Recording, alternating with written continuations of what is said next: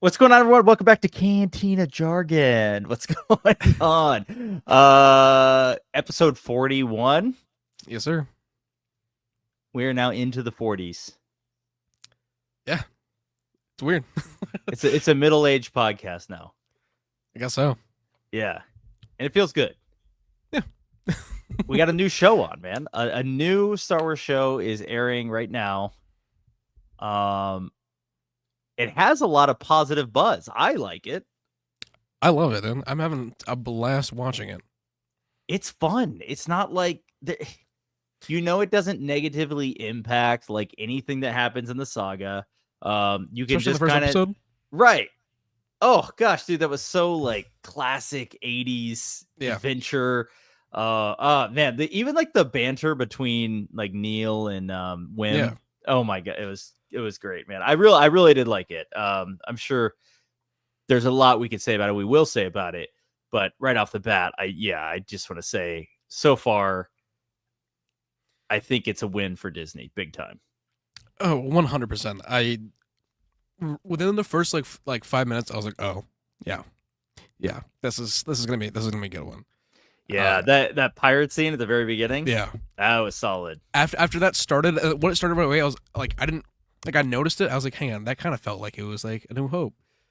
And then when everything like when he's like mutiny, then right away I was just like, all right, we're getting into it. Like this feels like how Ahsoka started when it's just like already like catching you. Yeah, the opening scene of Ahsoka is still that Ray Stevenson hallway scene. That was so cool. I was recording it yesterday for like my shorts, and I was just like, oh shit, I forgot how like I didn't forget, but I was just like, this is so good on a rewatch because on PS5 it's at 4K on Blu-ray, so it's so like it looks so much better than like on my computer at 1080p. Really? Like, oh yeah, because you got the Blu-ray DVD. Yeah. And first of all, the bonus content you've been posting. If you haven't seen Caden's shorts, go check it out. So cool. There's so much stuff that's like, yeah, I see it in the banner down there. There's so much like just cool, like whether it's the stuff about Rebels or Anakin or Thrawn, like it's really cool. I really appreciate you sharing all this stuff. Not all of us bought the Blu-ray, and not all of us even have a Blu-ray player these days, believe it or not. I didn't, because like I told Tony, I was like, well, because he's like, hey, are you gonna get it? I'm like, dude, I don't have a Blu-ray player. He's like, you have a PS5, and it has it on there. I had no clue. I was just like PS5. Yeah, I was more just like, if I can find a Blu-ray player, sure. But I mean, I was just glad to find out. There's so much in here, and I don't know why they haven't released it yet. Like it's been over a year. Why isn't it on Disney Plus? That I was wondering too. So there's no okay. So there is no like for Mandalorian they did the gallery or whatever it's called, right? And even Book of Boba Fett they did a special episode of the gallery. But Ahsoka, we got nothing, right? There's we got the 7-minute special look, and that really didn't give us anything. Because that was the Master and Apprentice thing. Yeah, because also on this, there's nothing for Marok. There is nothing for like. There's things that are missing. Where it's just like, hang on, like, why did we just skip over this like character? Like this was like. There's a couple times I was just like, wait, there's not this here. But was there any Mon Mothma stuff or any of that like C-3PO? None of that, huh? Wow. At least from what I have seen. I don't believe I'm missing anything else. We don't know what you're talking about, dude. I've never seen that. You know what? I don't think that's gonna happen, but I hope it doesn't happen. Just edit in just a picture of Neil's head behind you. It'd be fine. Yeah, that sounds good. All right, I didn't realize how much that's gonna reflect. Oh my gosh. Yeah, what can you do? What can you do? Galactic Cantina. Thanks for joining, as always. Thank you for being here as early as you were, too, dude. They're here like an hour early. Just chilling. We got Star Wars Nerd 00. Right on. Show us the Neil pillow up close and personal right now. Up close and personal? It's double-sided, too. Yeah. This is the Neil pillow. This thing is so comfortable too, by the way, dude. Like as like a neck pillow. Like my wife can be on one side, I can be on the other side, and it works. Yeah. You bring that on a plane, you're all set. Yeah. So I mean, by far, Neil is the best character in the show. Oh, 100%. He's like the Jar Jar's a Sith Lord. I've been telling my wife the entire time like Neil's a Sith Lord. Like I know really he's not, hope but he's is. force sensitive. I like when he did that whole turnaround. Like I know that like it was like from the tablet. It's literally exactly what is said in the tablet, like the words that Neil is saying. But it's just like I hope that we like there's some way that we see this. I don't want to spoil anything, but there is a Lego set that leaked. That's all I'm gonna say. Really? Okay, I don't know anything about that. I'm like, there's a Lego set. If people want to go looking for it, you can go look and see what I'm talking about. But there's a Lego set with some stuff on it. Interesting. Okay. Wow. Okay, I did not know. But this. So it also interesting. Actually, no. I'm gonna retract that statement because I just solved what it was in my head. So there's these things that have like little lights on the front of them in all their characters' hands, but we've already gotten pictures of them. They have these staffs that are like guns. So yeah, that's what those using staffs at some point. I just realized like that's what those are. They're not lightsabers. I just saw it was looking today. I was just like, all right, I'll mention this later. Yeah, we saw them with the staffs in the trailer. Yeah, because I have a 4K photo of them with the staffs all like lined up. Eli says Wim is the worst. So I think Wim is kind of like, so obviously he's the one who gets him into this entire mess, right? And I think he's kind of the like supposed to be like the annoying like friend. He's supposed to be the chunk of the group. He's kind of a shitty friend too, right? But I think that's like and John Watts is so good with this kind of like coming of age story that I think like what we're gonna see is like the little bossy girl is kind of gonna get put in her place. Like she's clearly acting out for a reason. Wim is clearly he needs to realize that he needs to be a better friend to Neil, to everyone. That there's more important things in this world than just him. And Neil might actually find some purpose in his life because Neil just kind of seems to be going like along with whatever Wim says. Wim's like, oh, I didn't study for my test. Neil's like, you want me to flunk for you? Like, like Neil is like the best wingman ever, and Wim is like Wim. I feel like Wim is like he tries to be a good friend, but it's just like his life is so shitty. He's trying to just escape from it, and he doesn't realize what he's harming. Advantage. Yeah. Like almost to me in a way, like not like Wim feels like Vern from Stand By Me. Jerry O'Connell's character. Yeah. Like I'm feeling like on the bridge with the train. Like that's kind of what I'm thinking. Like Wim definitely feels like that character. That's a great scene. Oh man, Storm the beaches in Normandy. Yeah, I love that movie. That movie's so good. I've never read the book though. Yeah, I haven't either. Yeah. Yeah, but no, I Wim is like I think he's kind of supposed to be the worst right now. I don't know. Yeah, and honestly, he never got like on my nerves or anything either. I was just like, oh, so this is the like in the group, this is the troublemaker. This is the one that gets everyone into shit. This is the bad egg, so to speak. Yeah. For now. Right. I think that kind of has to be the way it goes. You can't just have 4 kids that are all hilarious and get along and everyone's having a good time. Like that dynamic doesn't work. Because then everyone's also going to complain that all the characters are the same. There's no character development and that they're all so similar. Right. That the writing's bad. That's the other thing, right? We're 2 episodes in. Like there's so much development when you, especially with kids, even something like Stranger Things or like Stand By Me, there's just so much development that can happen that I think like we can't judge any of that right now. At some point you just got to be like, okay, let's see where they take this. But is the writing bad? I don't think so personally. Especially when I compare it to something like Acolyte. Like when I watched episode 3 of Acolyte, I was like, that was some of the worst dialogue I've ever seen. Some of the worst acting I've ever seen. And where did the budget go? Because it looked horrible on screen too. Yeah, I didn't feel that way. This show looks beautiful. Like it does. Jill Light said, looks like $1 million. They spent some money. Like they spent some money on some good things here. Like they really make it look good. And also too, they shot this 3 years ago. So like they had a lot of time. They had 3 years to refine this and make it look as beautiful as it is. Yeah. I think you're right. I mean, I think the time it shows right on screen. Yeah. And we haven't even really met Jude Law's character. He said like 2 lines. I mean, that's another thing. It's like we might really like his character when we come to get to know him a little bit. And also, too, my wife was saying, she's like right away when he like used the Force, she's like, "Oh, he's a Jedi." I'm like, no. I showed her my short that I made of like Jude Law saying like he has the potential to use the Force. He doesn't like he's not a Jedi. He just has the potential to use the Force. Yeah, I don't know, man. I'm still kind of like on the fence about whether or not he's from the casting list, that's why I'm just like he has to be in some way trained because he's You listed think as so? I mean, Jedi Nina Nanawood, like it's either his mother or his wife or his wife. Wow, that would break the Jedi code. That's what I'm saying. Like if like she broke off and met him, like in the future, like I'm just saying like because she's like the actress is younger than Jude Law, so she has to have died at some point. So like they're not going to be together in present time.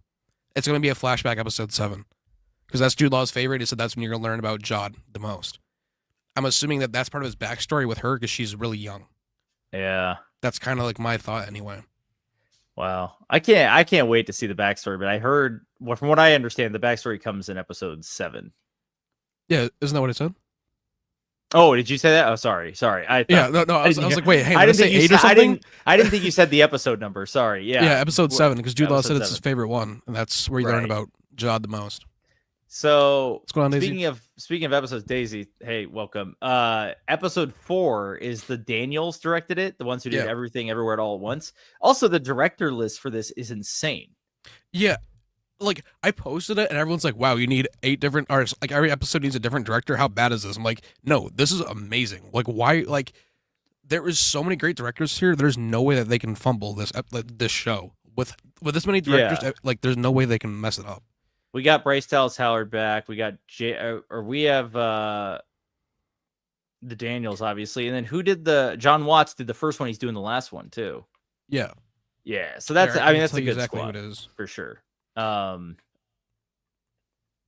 a couple others. So we have John Watts episode 1, David Lowery 2 and 3. We have the Daniels, and then Jake Schreier episode 5, which is Thunderbolts. I'm really excited for that one. Yeah. Bryce Dallas Howard episode 6, Lee Isaac Chung episode 7. I'm really excited for that too. And then obviously Watts episode 8. Right. Mando has had like every single show has had multiple directors.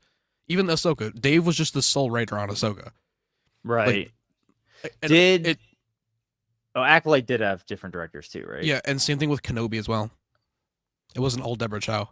What? At least I thought anyway. I thought she directed every episode. But you might be right. I don't know. I don't really know. I thought she directed every episode. I thought she was there for every episode, but I thought somebody else had directed one. I don't know, but it doesn't matter because I guess it was her. Yeah, it was her for the it was her for the full thing. Wow. Well, okay. We could have hoped it would have been better. Wait, hang on. Sorry. But... yeah. You know, you're right. It was 6 episodes of Mandalorian, and then the Kenobi episodes. Yeah. My bad. Wow. Well, either way, I don't have an issue at all with several directors, and I am really excited for the Daniels episode. I have heard from some of the interviews where they're interviewing the kids, it is a Neil-centric episode, episode 4. I wouldn't be surprised, and I'm honestly all for it. Neil's family, like I want to just be with Neil's family. Like Neil's family just seems so wholesome. Funny. Like it's like the perfect family. That's what's so like 1980s about this though too, right? Like he's got like the perfect family, and his friend has like no family. I was gonna make a post. I thought people would say some shit about it, but I was making a post saying like all right, who's cuter, Grogu or Tulu? Like Neil's younger sibling. Like when it saw that, it was like, all right, Disney's already gonna make $1 million off off of these this species alone. Yeah, it is really interesting though, because so the rumors were allegedly so for the past year, there's been rumors swirling about Lucasfilm was not happy about the show. Like they asked for reshoots, they weren't sure how to conclude it.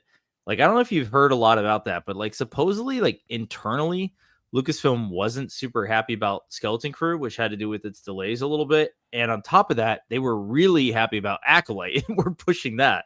And we saw how poorly Acolyte did. And on the flip side, this seems to be doing fairly well with a solid reception in general. Obviously, there's going to be people who hate everything no matter what. And that's totally fine. But I just think Lucasfilm may be out of touch with what is a winner and what's not.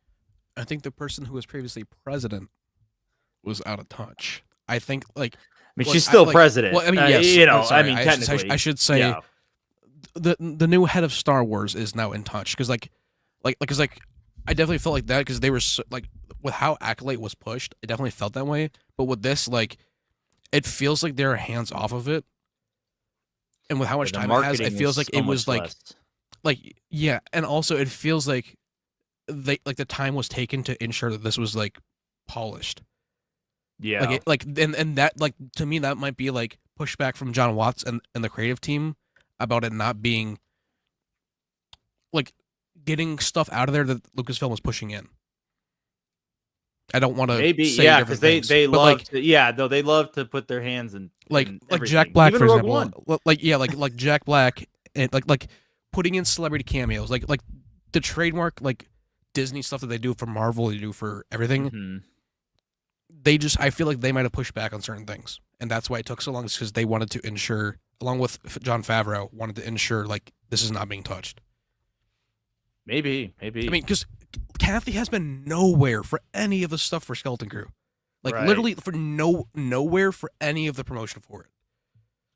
So like that's what I'm saying. Like the lack of her around has really shown, not only with like promotion, but like feeling. That's a good point. It is interesting because she wasn't doing anything on like the Acolyte press tour, but she was in the news. So right, like there were a couple articles where she made statements. Yeah, but she was also like nothing at the for Skeleton premiere Crew. and stuff like that though. Like she was Right. like stuff like that, and I don't think Kathy was even at the premiere. I don't That's remember interesting. seeing stuff. I don't I mean, remember I could be seeing her wrong. either there. No, I think you might be right. And the other thing is she so I didn't think she was actually even going to be a producer of this show, but I watched the credits. She does come up with Carrie Beck, of course, after Favreau and Filoni, whereas when you watch Mandalorian, at least seasons 1 and 2, she is before Favreau and Filoni. Because she was the head. She was the head, which is interesting. It's almost like Favreau and Filoni said they vouched for the show. They said we want this show, which is what John Watts is pretty much confirmed. Yeah, they pretty much already come out and like said, you know that Favreau really was the one who pushed for the show to get made. So if Favreau gets another win here, if Favreau gets another win, Mando, this. I don't see how they don't make a massive change in the leadership, of Lucasfilm. I just don't see how it doesn't happen. If this does great along with Mando and Grogu, I gotta say, like it's time. Yeah, like it should be time. It should be time for sure. Grogu is 2023. Neil is for 2024.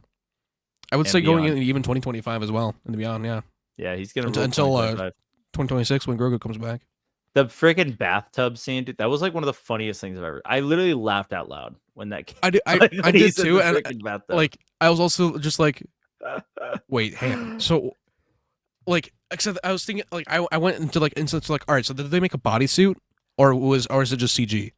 Like, do they actually have him there, or is he just recording ADR for it? Because that'd be even funnier if he was like having to wear this like Neil suit for the scene. I started thinking like, oh my god, I want to see the behind the scenes for like how they were like dude, did they make a full suit? There was a full suit. You can see it in some of the clips on the Star Wars like Instagram page. Yeah, I've seen like the headset piece and everything like that stuff.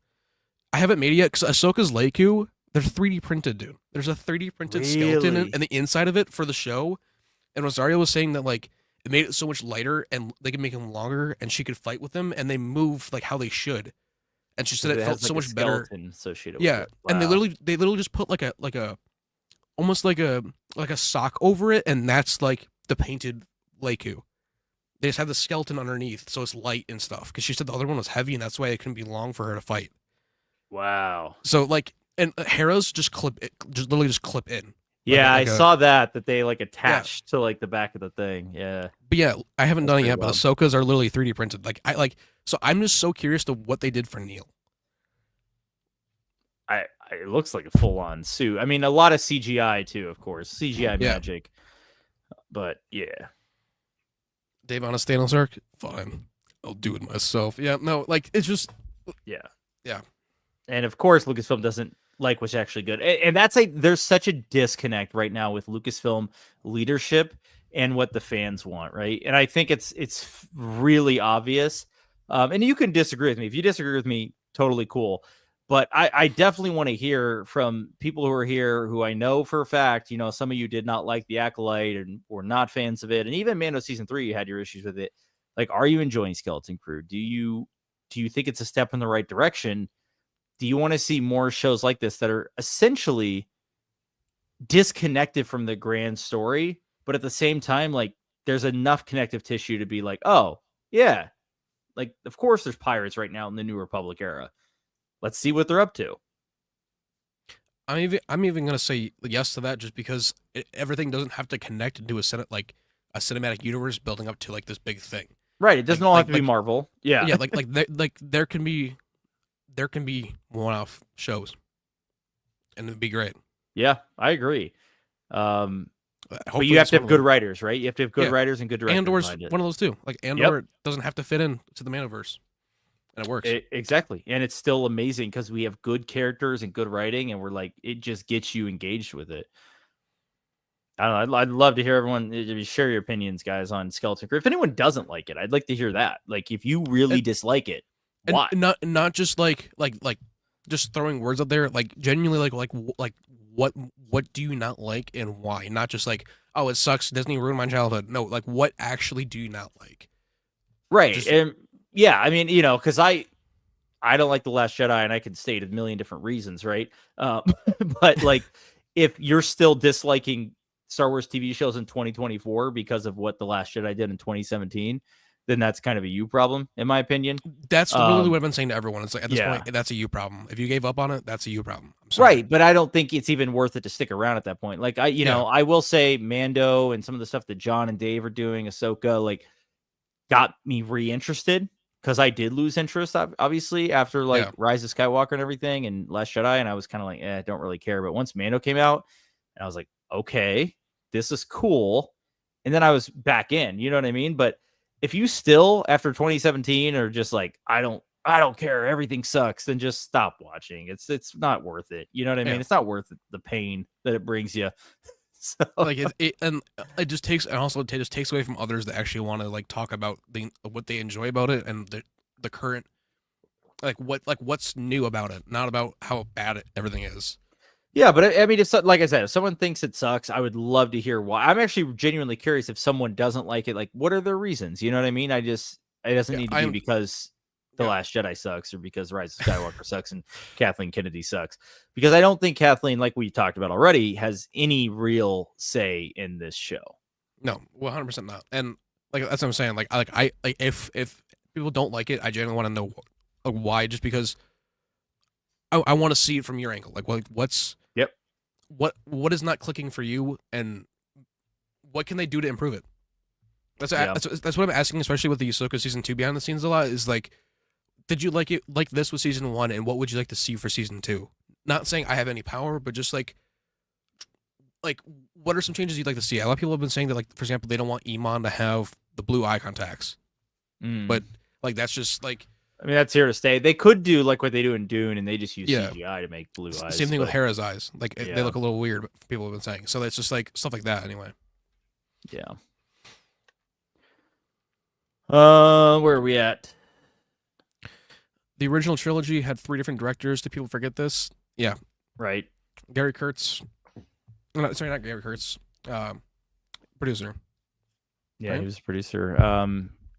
Irvin Kershner. You ever heard of him? Who did Return?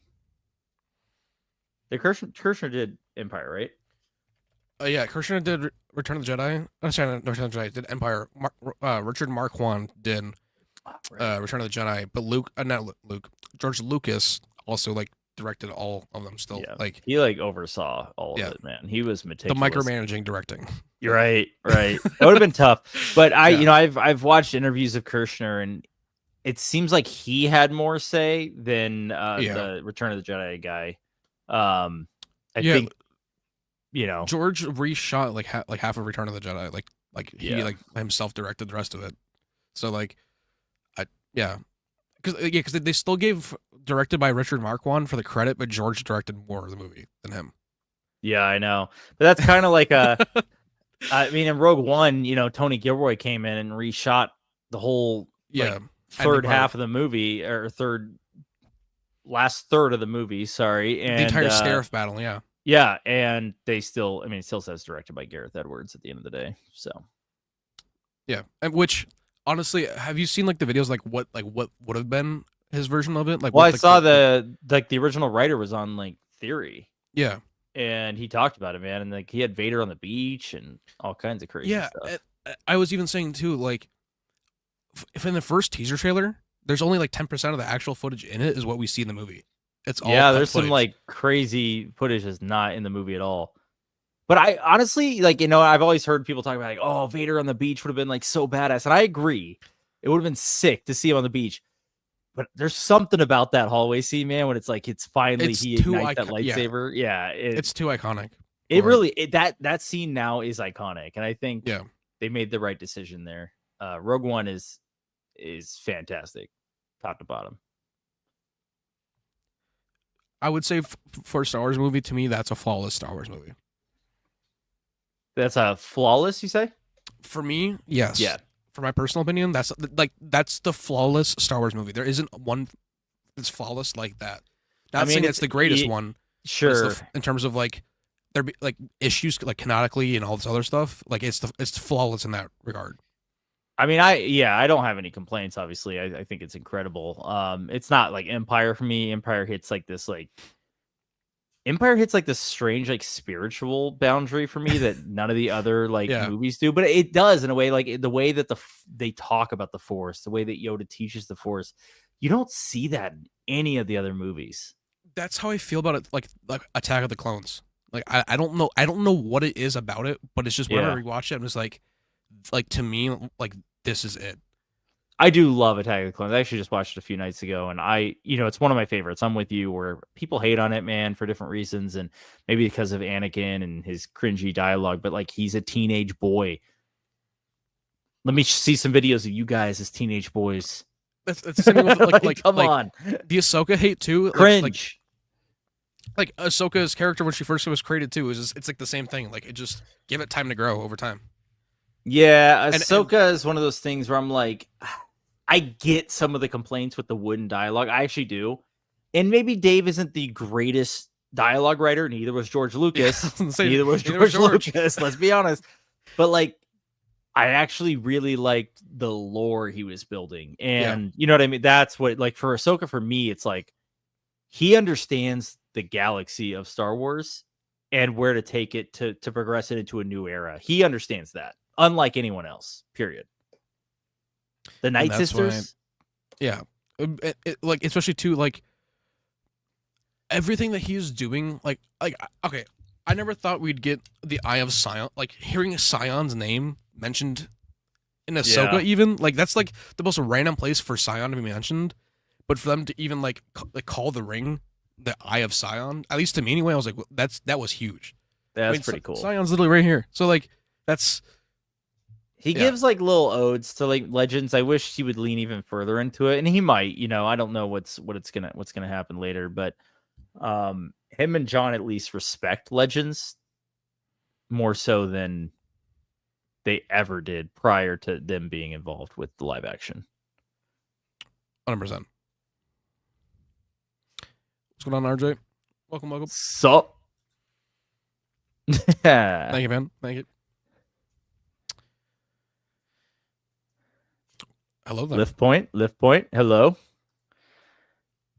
Yes, I was just saying this. Whoa. I want to see them dabble into legend stuff, and not everything has to be canon. I do too. We have 40 years of stories to be told. Yeah, it's gonna happen eventually, man. I'm a firm believer that Legends, they see that the books are still selling because they're literally republishing them. There's still a massive part of the fan base that prefers the Legends continuity, especially because of the way Luke Skywalker was treated. And even some of like the Clone Wars stuff, like the 2D like Clone Wars stuff, people sometimes prefer that over the 3D. I've been hearing that a lot lately, actually. Like, like especially like this Clone Wars stuff with Anakin. So many people are saying that they wish it was like 2D stuff, which is like weird, but also like cool to still hear that there's like love for it. Oh yeah, I mean, I think like it is solid. It wasn't as expansive as like, Filoni Clone Wars, but I'm just saying like there's so much lore and Legends that is now being just totally ignored and untapped by Disney. I think we're either going to get new Legends publishing sometime in the future. Zahn or someone else will be allowed to continue the Legends timeline. with that Zahn like project that he's not supposed to be like talking about and he's busy with. It could very well could be. I think it's probably Thrawn related if I had to guess, but if it's Yeah. Legends continuation, that would be even friggin' better. Yeah. Give me the Ben Skywalker story, right? Like, where's Ben Skywalker? What is he up to? They could give us anything as long as Zahn's behind it. Yeah, I'm pretty much the same way. Yeah, like it can literally be anything as long as it's him there with it. I'm for it. Yeah. Star Wars Nerd says they allergic to that. Yeah, it's kind of. There's a certain people who work for Lucasfilm who are allergic to it. There's also like, I don't know. I don't know. I really like. I don't want to keep talking about Ahsoka. But like that team, especially with the behind the scenes, they really cared about doing like not like fan service, but they really cared about like making sure the fans were taken care of and that they weren't going to do things to piss off the fans. So like the people there that care are there. They just need to be on the projects and to stop bringing in outside people that aren't those fans. Right. It sounds simple though when you say it like that, but then again we get like someone like Leslie Headland who claims that they're a massive fan of the original work, but then they shit all over it. So it's like it's hard to say. That's also fair. You know what I mean? Yeah. She claims like, oh, the prequels changed my life, blah blah blah, and like, okay, she like takes away the Chosen One prophecy like instantly. Yeah, I honestly I don't want to get like gatekeep Star Wars, but like Galacticina just said, I'll pull this up real quick. Luceno, Zahn, like we like bring back like do we ever like bring back those people? Bring back even like that. No, I don't know. Who wrote Bloodline? Bloodlines. It was what's her name? Horrible names, man. Claudia Gray. So Claudia Gray has been given. Bloodlines is awesome. And we talked about maybe seeing that, Vader storyline. You know, the relation to Vader storyline being revealed sometime later in the Mandoverse era. But like, and like that was a cool story. And I actually, Claudia Gray was given some of the High Republic stuff and whatever. I don't think it's doing that well. But she's someone I'd like to see her take on Leia in Legends, because like Leia had such a bigger role, right? Like there's just so much more potential there that they don't ever get to touch now because of the way that Force Awakens happened and Last Jedi, and that's that. So those stories are over. What are you gonna do?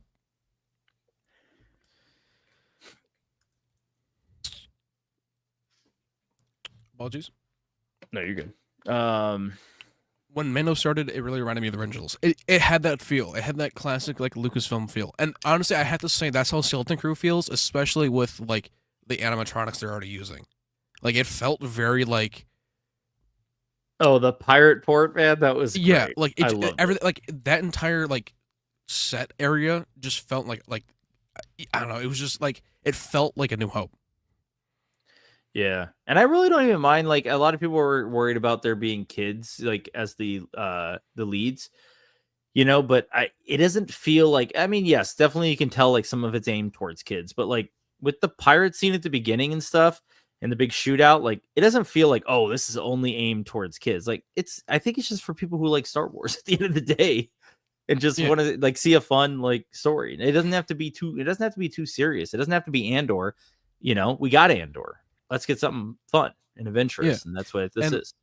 Like you said, like Star Wars just like isn't like just for kids; it's for everyone.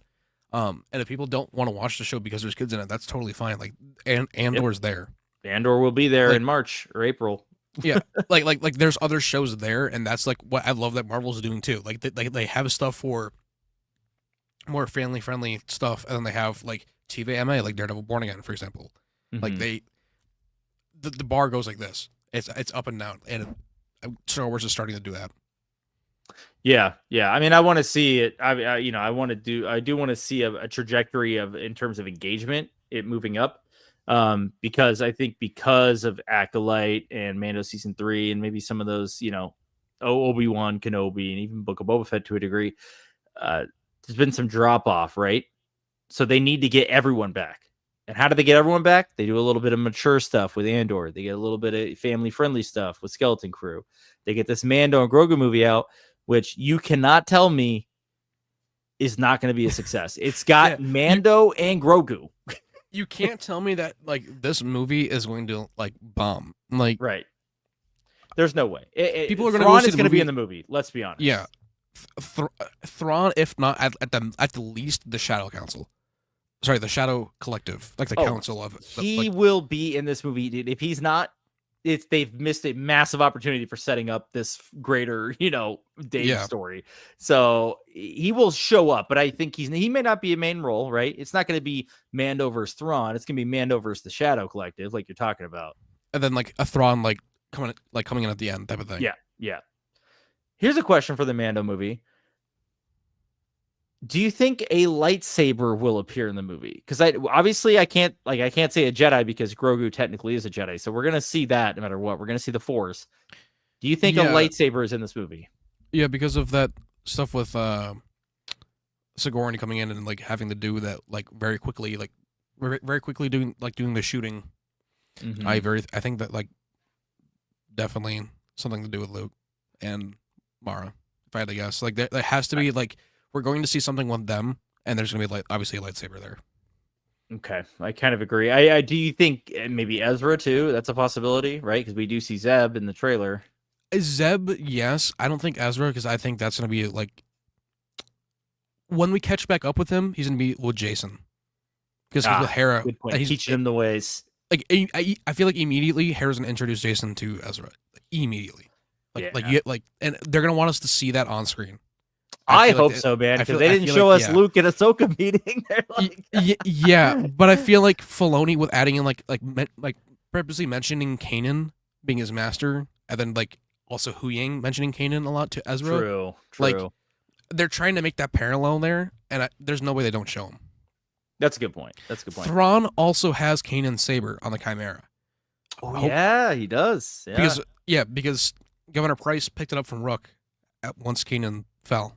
That's a good point. Not fell, but right. Yeah, he fell to the afterlife. Make kaboom. So the reason I asked though about the lightsaber thing is like I think that there is no chance in hell that they bring Star Wars back to the cinema for the first time in what will it be like 7 years? 7 years? 7, yeah, roughly, yeah. That for the first time in 7 years, and there's not a lightsaber in it would. I just think there's no way they're gonna have everything in this movie. They're gonna have the Empire. They're gonna have the Force. They have Mandos. They're gonna have lightsabers. They better just not have the Darksaber. That's if you're gonna destroy it, leave it destroyed for a little bit. At least like don't bring it back in the next movie. And be like, hey guys, remember this thing that we just totally just like don't repull Amanda season 3 on us. Just leave it dead for a little bit. Oh no!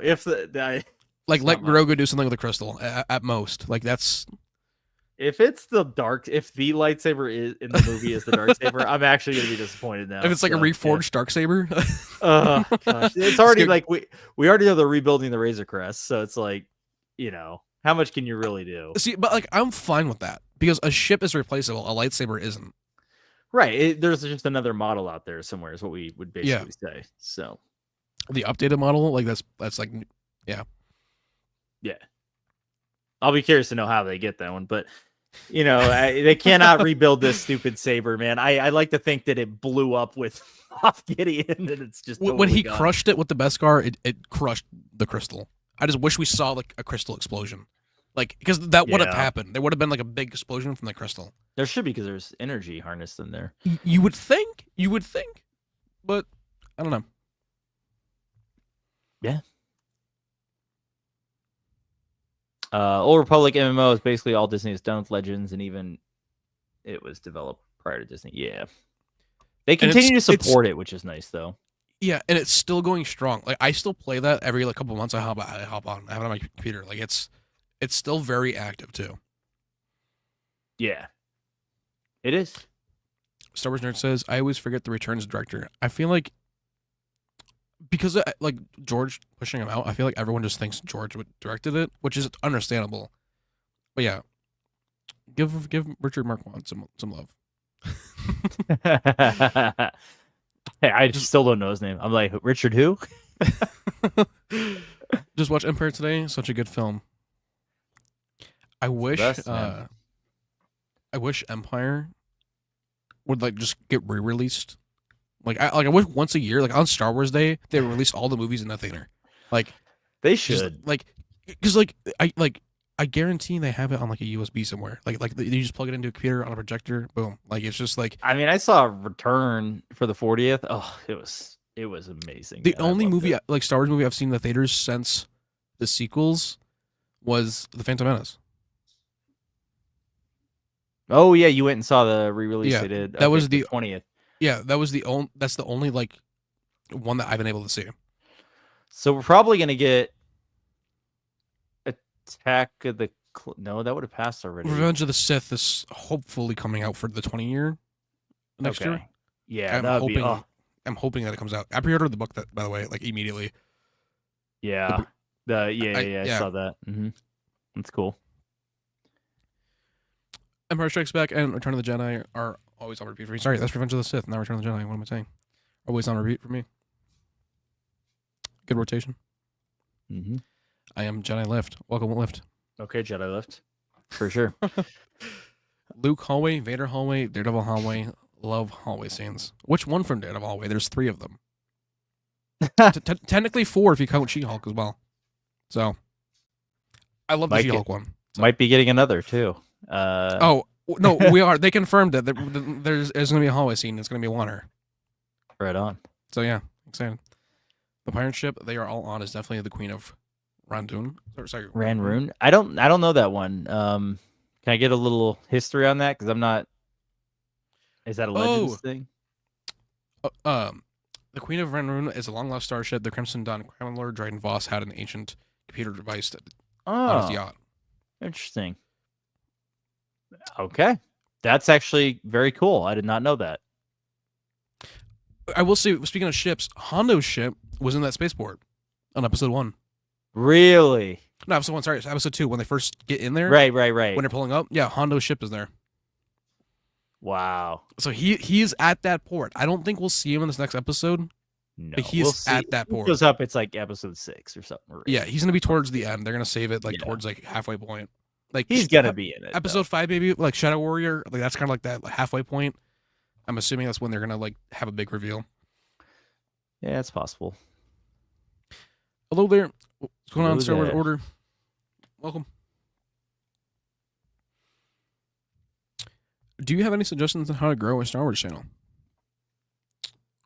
Just go ahead. As dumb as it sounds, just start. Just start and have fun with it. Yeah, just keep posting. Post often. And honestly, use what's in like the news. So like if it's Skeleton Crew, talk about Skeleton Crew. Talk about what you like about it, what you don't like about it, what your theories are for where it's gonna go. Or I mean, when I started, Mando season 3 was airing, and I was just theories. Yeah. What do I think is going to happen? Reviews, that kind of thing. It's just like, and when there isn't Star Wars news, that's when you can go to like Legends. You can go to the prequel. You can branch out of things when when things aren't coming out. But like when Skeleton Crew is coming out, upload Skeleton Crew content. Whatever's currently happening within Star Wars, do that. But also have fun with it and make stuff your own too. If you want to make a video on how Luke and Anakin should have met, do that. Yeah. I mean, anything, literally anything. Because if you like it and you'd want to see a video on it, then someone else wants to see a video on it too. And it's Star Wars always will get clicks. If you make a Star Wars video and it talks about anybody, chances are somebody likes that character and they're gonna watch it. Yep. Star Wars Nerd says, I love the 08 Clone Wars, but the 2D series was way better, in my opinion. Probably because I grew up with that. Understandable. Fair opinion. The 2D is sick. Really cool. I wish they would just take that style. I mean, obviously it's Tavaresky or whatever, so they're not going to be able to, but I wish they would like take that and continue Legends with that and just say, that is that continuity. The non-Ahsoka timeline, basically. I would love to watch Heir to the Empire, like the entire trilogy anyway, in the 2D. Like, Oh, I think that would look sick. it's the dream. I want to see the Vong more, man. I want to see the Vong going crazy. Taking over Coruscant, all that shit. I mean, it'd be so awesome. Yeah, I'm actually thinking now, like after like watching, from Coruscant, I could so see that. It'd be so cool. The invasion. Yes. So I'm kind of thinking like Thrawn's command, like. Yeah, well, even he tries to take over Coruscant. So everyone tries. Hey, the Vong succeed, man. That's what makes it so cool. I would love to see it. RJ says, I agree. I never grew up with either show, but I find the fact that Filoni's show retcons almost everything from the Clone Wars multimedia project to be a big turnout for me. Yeah. Understandable. Dave likes Legends, but he also likes to take his own creative liberty with Legends and stuff, and doesn't really care about like stepping on things that are already pre-established. I don't know, like he doesn't care when it comes to like, right? Yeah, like he respects it, but he also doesn't care if he changes it. Yeah. And I'm okay. Like, that's the thing. Like, okay, if we just say the continuities are separate and he takes something like Thrawn and like just changes it to fit his own story, fine. The Thrawn story from Heir to the Empire is still there and I like it. And that's, it's still there. It's not going anywhere at the end of the day. Would I like to see it on screen? Absolutely. But if I do or don't, oh well. Eventually, AI is going to be so good we'll be able to put the book into an AI generator and get a whole damn movie out of it, though. So, I mean, that's the way the future's going. Yeah, and like George said too, like you can still have multiple stories and they just run parallel to the main universe. There can be multiple Thrawn stories told, and they all be from different universes or different like projects, legends, and canon. As long as we're getting them, that's all that matters. Like it's I mean, as long as the respecting the characters, like if they brought in Talon Card and he was not like a smuggler or pirate or something, I'd be like, okay, that really isn't. Why'd you even bring it? Yeah, like you know what I mean. If you're gonna use the character, make them actually like align with what they were. But if you're gonna change some things for canon, obviously you're gonna have to. It's outdated. Right.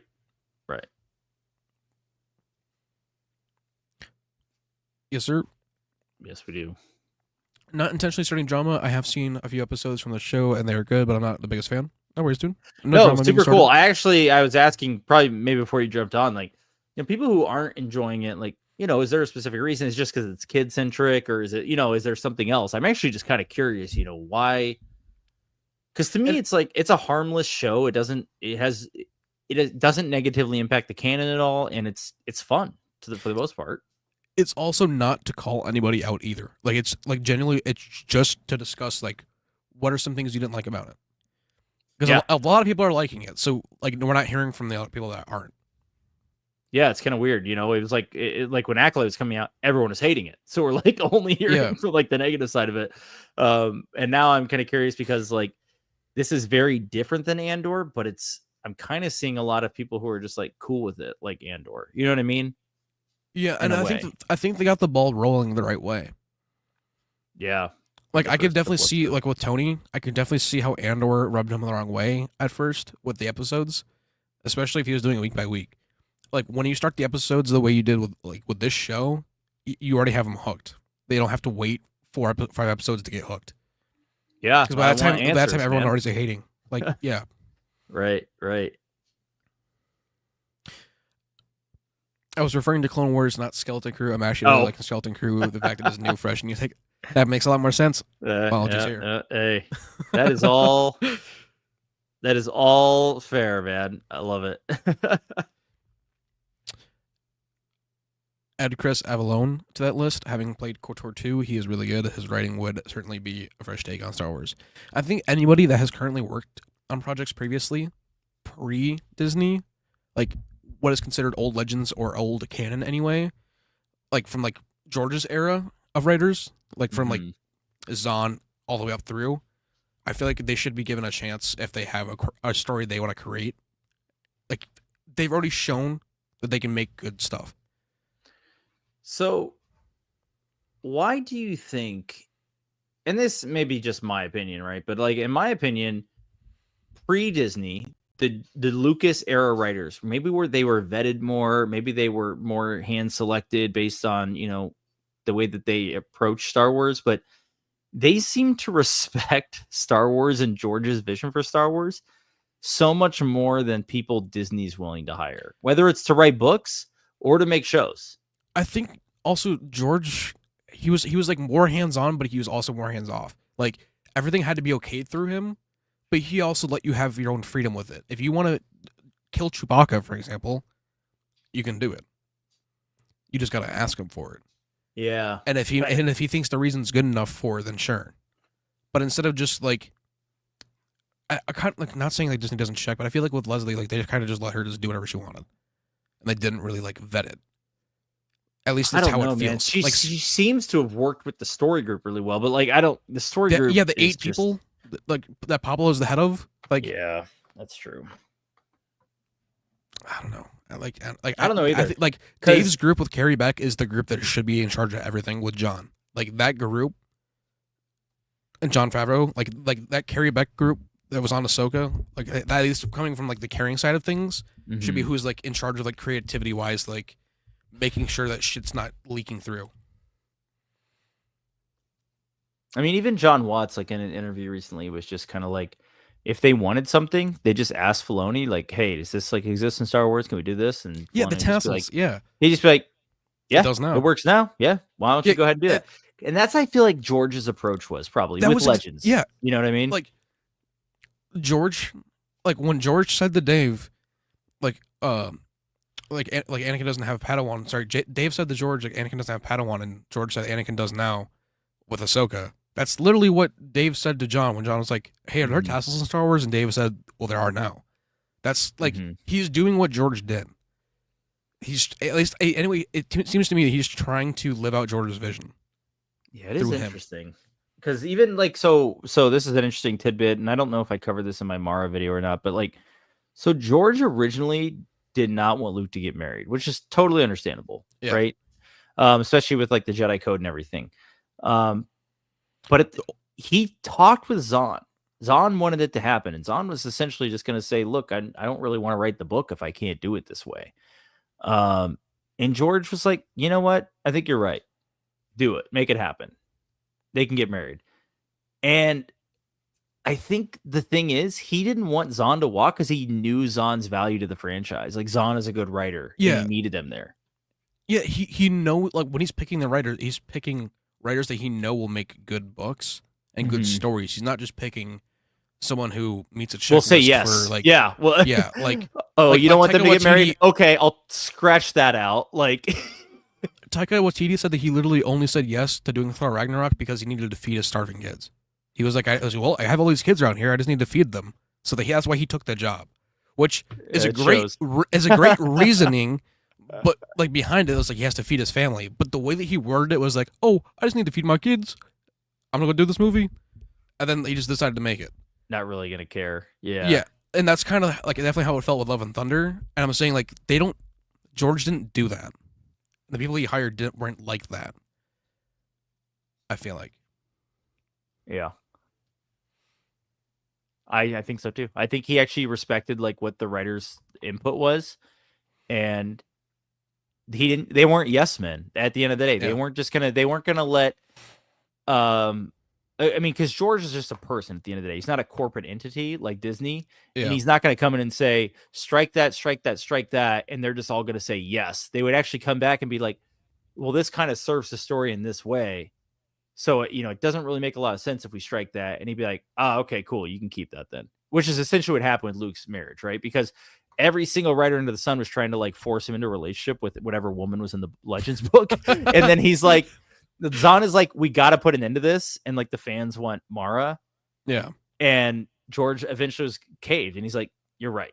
Like, that's what they want. We can stop this whole like run around thing. And then we can continue the Skywalker legacy, like with Ben and all that. And it worked. It worked out. Based off of you saying that too, it also felt like George saw everyone else trying to do it and saw the ways that they're doing it. And was kind of like, just like, no.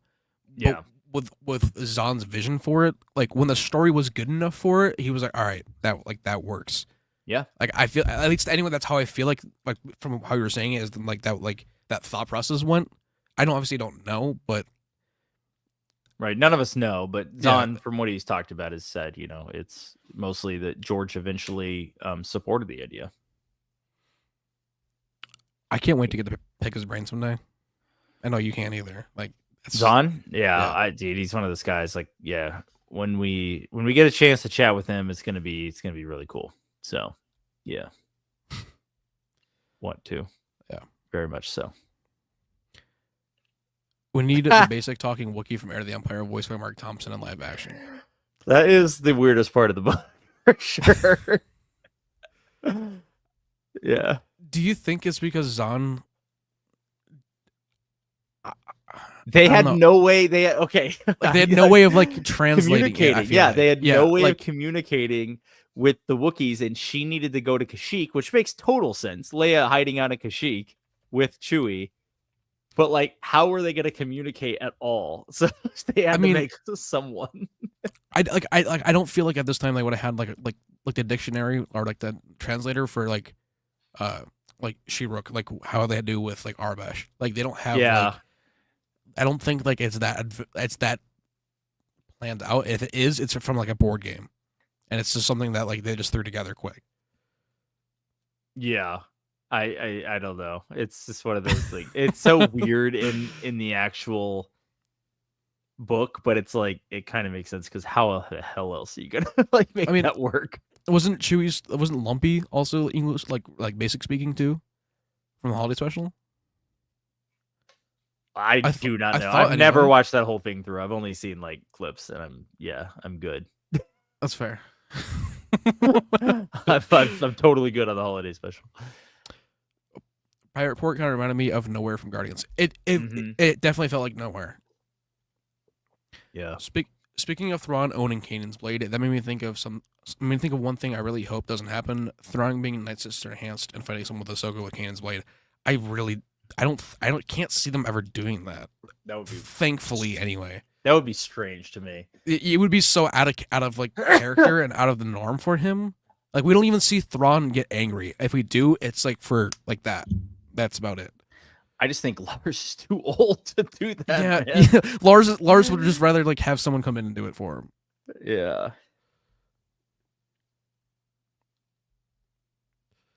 Thank you. Lumpy was not speaking basic in the holiday special. Personally enjoyed it. Very cool. Very cool. I bet you liked seeing it in Skeleton Crew with a little homage to it. That was funny. That was really funny. That was so 1970s. The OG one with the blindfold suit. He's talking about the Daredevil hallway from season 1, the hallway fight, which is in episode 2. I was referring to Clone Wars. Okay, I already got that one. Ben. Yeah. The Queen of Ranroon was a treasure ship of the powerful pre-Republic warlord Zim the Deposit. It was said that he had vanished while loaded with vast fortune, inspiring a search of treasure hunters. That would honestly fit in with the story. It makes sense. I don't know which ship it would be though, because like we already have the Onyx Cinder already like named. So I don't know if that's it could be an updated name for it. I'm not too sure.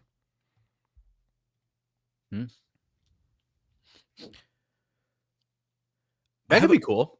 Yeah, I got a feeling that Neil species could be an original native species of Aten based on the same statues and murals that we were. I definitely think that too, especially with how much they lingered on that one with like the beer. Like they lingered on that for some reason. And it never was like, at least so far anyway, it hasn't been like brought up anyway. But I would love for that to be, because Neil's species, I believe, is an original species for the Skeleton Crew. Yes. Because that's not the word. It's not the Max Rebo species. Yeah. That's cool. That'd be really cool. I like that. I like that theory. You think Thrawn will get his Islamari in Ahsoka season 2? 100%. I kind of think Dave's movie. I think it doesn't happen until Dave's movie. I would say him mentioning them or re-seeing them in his office again, because they're technically canon. At least I'm gonna say it so, and Marker is too. Yep. I would say if they're not in Ahsoka season 2, it might be the Vornskers that are. I don't know, but we very well could probably get Thrawn at least starting his way to Tantus for Ahsoka season 2. Like that's like the ending is them like getting ready to go to Tantus. Yeah, that's where Dave's movie kicks off, right? So that's where I would assume.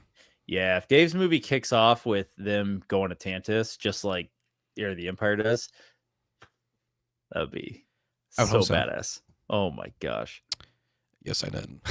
I believe this is for the holiday special. I think you enjoyed it. I think you really enjoyed it. The ship got similar shape as the Trailblazer. I did notice that too. It definitely does look kind of like the Trailblazer. The ship that Jod is Onyx Cinder. The one that the kids are on, that's I'm assuming is going to end up being Jod's. Yes, it's the Onyx Cinder. Yeah, it's the one that the kids are on. That's the Onyx Cinder. That's the Lost. Yeah. Adding on to that, perhaps over time, left add and evolved into the ortolans of the species. That would They lost their arms. Like how like certain pigs, for example. Like if you have like pigs on a farm, and if you let them loose over time, they'll grow tusks. They'll become feral pigs, and it's just because they're wild. Like that could be possible. I will say this though, the adults, his parents look nothing like Max Rebo, in my opinion. Not at all. I don't know though. Anything's possible. Yeah, because the puppet didn't have arms; it was just his feet. True. Right? The puppet did not have arms. Yeah, he just had legs, and then yeah. They were like it was very strange. Because I think because the behind the scenes for it, I think it's on Disney Plus even.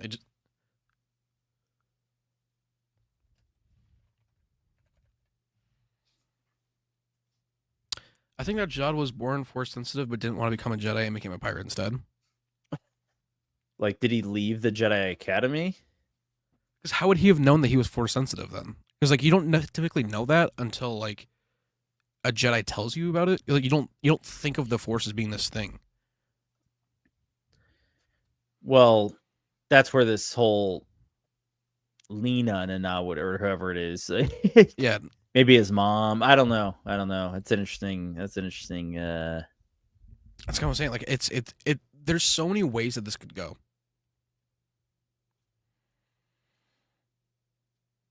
All right. There's a lot of ways, and I'm really excited to see where it goes. So, gonna wait. Tuesday cannot come soon enough. I know, right? Jumping on Tuesdays too. Yeah, Tuesdays. Tuesdays now. And it's what, like 7? I think for you, yeah. For me, I think it's 8 p.m. 9 p.m. Eastern, 6 p.m. Pacific. Hello? I believe we lost Joe.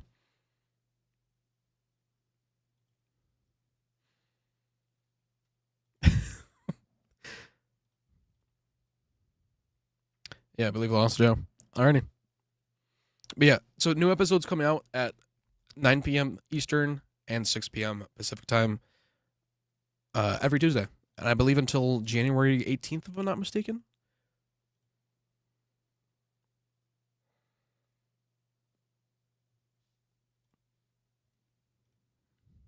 Originally thought Jod might have a Star-Lord-esque backstory getting kidnapped by pirates instead of a Jedi at a young age, but now I think he's an illegitimate child of a Jedi. That's a lot. Like, that's definitely possible, too. I definitely thought he would have sort of that, and he kind of already has that kind of feeling to him. But definitely, yeah. Glad you're doing great. Your subscriber numbers are showing that you're doing great. Thank you, Tony. Yeah, great seeing you back. Yeah, it's been a while, dude. It's been truly incredible. For me, Skeleton Crew drops at 2 a.m. Welcome to the club, dude. This is what it's been like since Mando came out for Star Wars for us in the U.S. Having to do the 2 a.m. episodes. They suck. They definitely suck.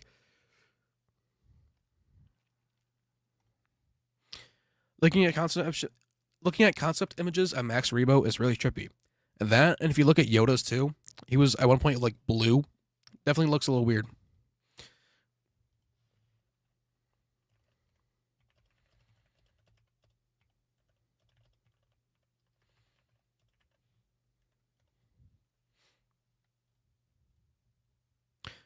Joe just heard word from Joe. He said that his internet went out. I do not know if he's going to be back. Just waiting for him. If he doesn't get back to me, then we'll just end the stream without him. But if not, we'll wait for Joe to get back before we say goodbyes. So if you guys have any more comments, concerns, questions, theories, overall discussion for Skeleton Crew or Star Wars or anything, just drop it down below. And yeah. I'm personally really excited for this next episode of Skeleton Crew. I don't have anything currently planned for it, but definitely will obviously still be doing a watch party. Correct me if I'm wrong, with the original novelization of Empire, I think Yoda was described as blue. It definitely could have been. I don't know. I don't have the novelization of it. That's one thing I'm still trying to get my hands on is all of the novelization books, or the two anyway, the black and red ones. But it definitely in the concept art, he was.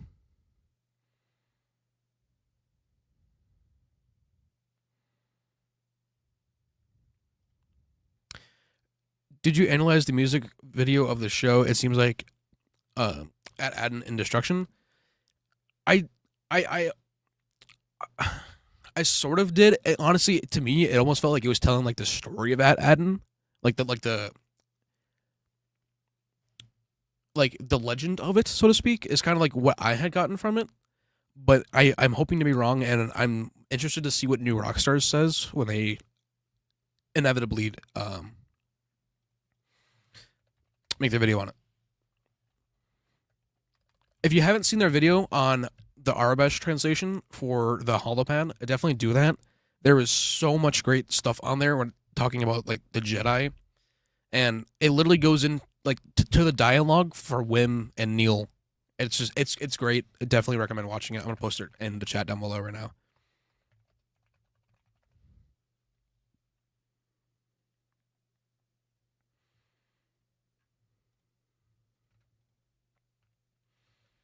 There you all go.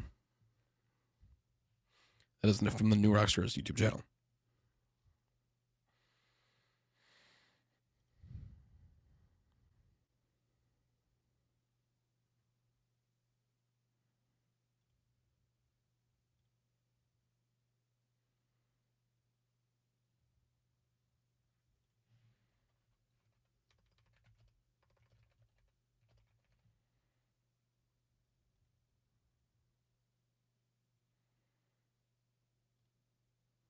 So, thanks. I will need to catch up. No worries, dude. So here is, I'm gonna go ahead and screen share real quick. This is the concept art for Yoda. This is one of the pictures I was talking about. This is on Disney Plus. This is one of the drawings for Yoda originally. So yes, he he definitely at one point in time was going to be blue. I don't know if it was in the book though or not.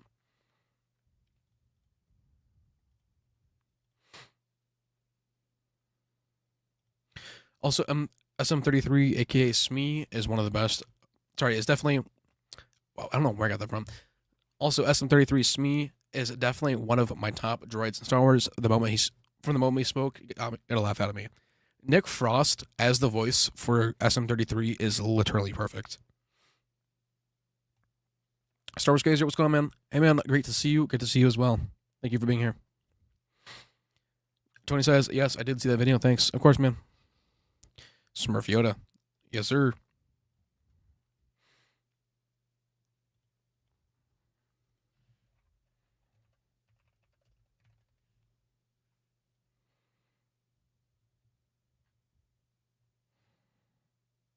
So to be clear, do we think Jod is going to turn on the kids at all? And if he does, do you think he'll come back? Personally, I don't know yet. There's so much online about it. I'm not really too sure. Also, SM33 was a beast in combat, although he holds nothing on HK47. I don't think anybody will ever be able to beat HK47, respectfully. But yeah, seeing SM33 kick ass was amazing. I loved it. It was great.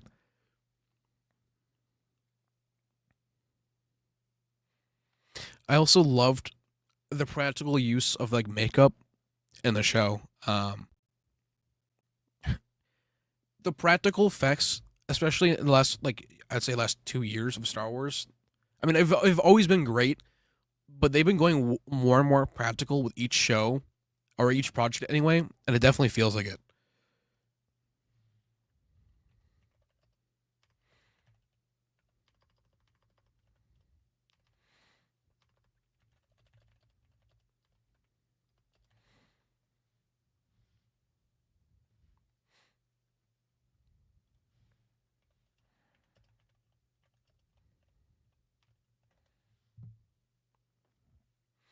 I think Jod will end up being a twisted villain. It's pretty obvious that he is Silvo. As for having a change of heart, I doubt so.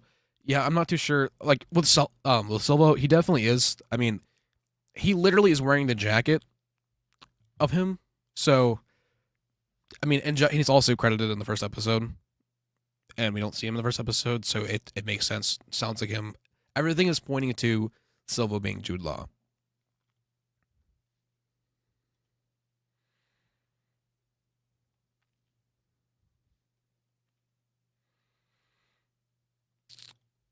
Alrighty, it is looking like Joe might not be able to get back on tonight. So, with that all being said, I'm going to very quickly go ahead and end this all for you, so we can get out of here and have a good rest of our Sunday evenings or Monday morning for those of you in the UK.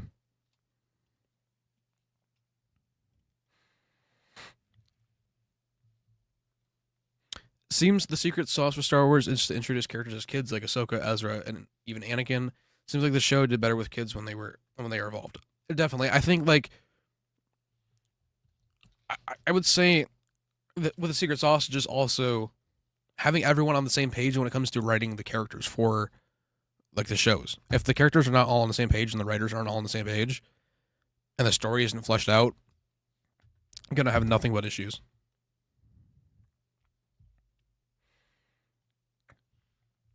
I think he's playing both sides, and wouldn't think twice to throw the kids under the bus for all the riches at riches in an ad. That's the thing. I definitely think that he's wanting to help the kids, not only to obviously to get out of the jail he's in the brig, but he definitely is trying to get that ad in because when everyone isn't believing him and he was hearing them talk, hearing the kids talk when they thought he wasn't there is enough, honestly, to make like for motivation. Like I genuinely feel like he's just there to get the gold. It's in the dip. I also noticed on the Star Wars YouTube. Sorry, I also noticed the Star Wars Kids YouTube channel has been releasing a lot of Lego specials, like Holiday Special and Rebuild the Galaxy. Yeah, they've definitely been upping their collabs with Star Wars. I think because didn't we get when did we get the Lego like the game that just came out?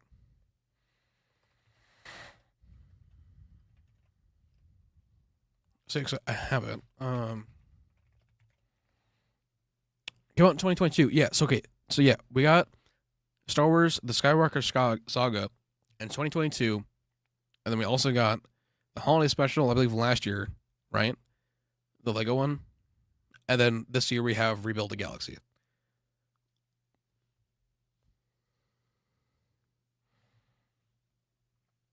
Kind of think the opening scene was a flashback of sorts. Jod seemed to have been locked up for quite a while when the kids meet him. I don't think it was because we see that one creature. I can't remember the name of it. It's like a bird. It's like an owl, and he's getting his eye fixed. That eye got shot out when they boarded, and it seems like he's just getting it fixed. Like, and Jod's in jail. I feel like this could have been within a couple of days. Just because of that, like it's so soon that he's now just getting his eye replaced. Harrison also says, and I think Wolf Pirates have something to do with the missing credit setup to Jod to fail. Yeah. What was his name? It's not Brutus.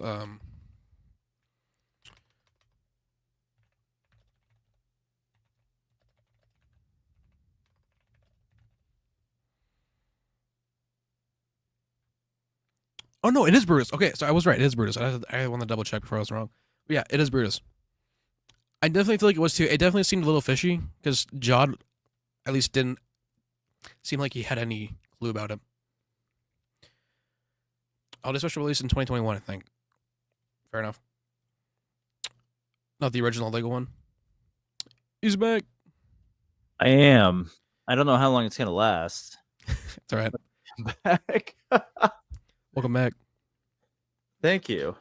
Sure, forgot about that. Good point. No worries. So I was just talking about how there's a question about it being like it could be a flashback with John as like Silvo and the whole like credits thing, but I was saying I think not because of that bird creature.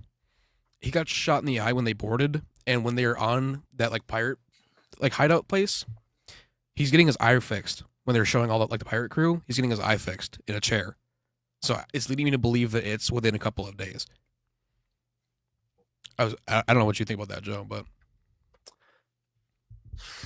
do you think I didn't like catch any of that? do you think the Captain Silvo stuff was like a flashback, or do you think it was a couple of days? I'm saying a couple of days because there's a pirate that gets shot in the eye when they board, and then when the crew shows up on this new like on this hub, that bird guy is getting his eye fixed. He's getting like a new eye. Yeah, so we are obviously assuming that Silvo guy is John, obviously. Yeah. That's pretty. I don't think that's supposed to be any surprise. Yeah, I think it's like a few days, like maybe a week. You know, that's how I'm at with it. Like I feel like they wouldn't have waited that long to get their eye fixed. Right? I don't know. I could be wrong. I generally don't know. Oh, for sure. Then Brutus, as the name gives it away, Brutus betrayed his brother Julius Caesar in history. That's kind of what I'm thinking. Like Brutus definitely set up Jod's character with the credits thing. He was the one that pushed him out of the way right away. He was the one that set him up for the mutiny. He was the one gunning for it. It's definitely like the Scar Mufasa thing. Like he's definitely betraying him. I think you're right. That's cool. I like that. Yeah. I did not know that, but I believe it now. I'm officially a believer. It makes total sense. For sure. Yeah. Brutus is so cool. By the way, the design is awesome, man. And I love that they have Nikolai voicing him from Black Ops Zombies. Yeah. Like it's Very cool. Very cool. But yeah, that's all I have. Cool discussion. Glad I got to come back and say bye to you guys. I wanted to try and wait for you. Appreciate that, man. Yeah. Appreciate that. No, I'm glad we got to talk about it. I can't wait to chat about episode 3 next week. Hopefully, maybe same time, right? Yeah, I'm done. Yeah. See if we can get somebody on for next week. Yeah, we'll keep doing Sundays. I think Sunday kind of works for everyone, so it's cool. I like this time. Me too. I'm a fan. Yeah. All right, guys. Enjoy episode 3, and we'll be back at it again. May the force be with you all. May the force be with you. See you guys.